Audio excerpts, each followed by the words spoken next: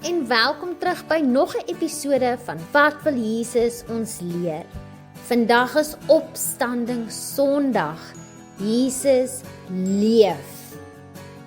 Ons kernvers vir vandag is Jeremia 29 vers 11.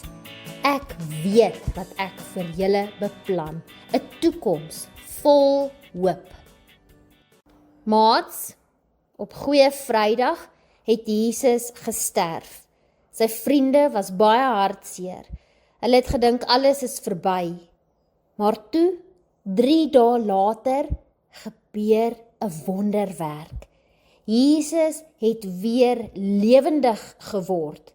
Die graf was leeg. Hy het sy vriende weer gesien. Hy het geleef. Dit beteken die storie het nie geëindig nie. Dit het net begin. Kom ons dink aan ons vers. Ek het 'n plan vir julle, 'n plan vol hoop. Jesus se opstanding wys vir ons dat God se plan altyd groter is as wat ons kan sien. Wanneer dit lyk asof alles verlore is, werk God nog steeds. Wanneer dit donker voel, bring God lig. Dink aan dit soos die son wat opkom. In die aand is dit donker, maar die son kom altyd weer op. Jesus se opstanding is soos daardie son, dit bring hoop. En dit beteken, hartseer kry nie die laaste sê nie. Slegte dinge kry nie die laaste sê nie. God kry die laaste sê. En God se laaste sê is lewe en hoop. Wat kan ons hieruit leer? Ons kan leer dat Jesus leef en dit gee vir ons hoop. Jesus het uit die dood opgestaan en dit wys dat die storie nie by die hartseer eindig nie.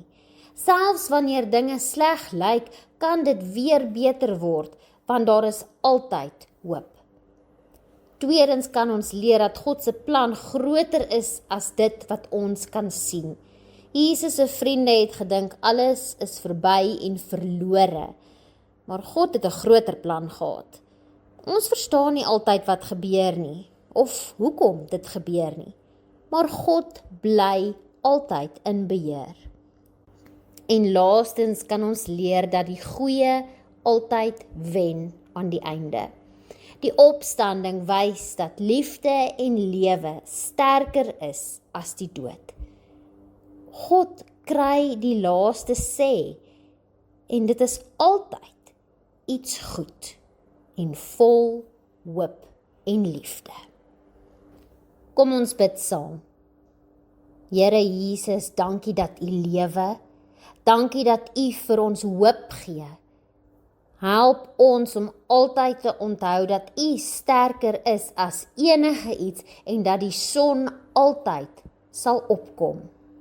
Amen.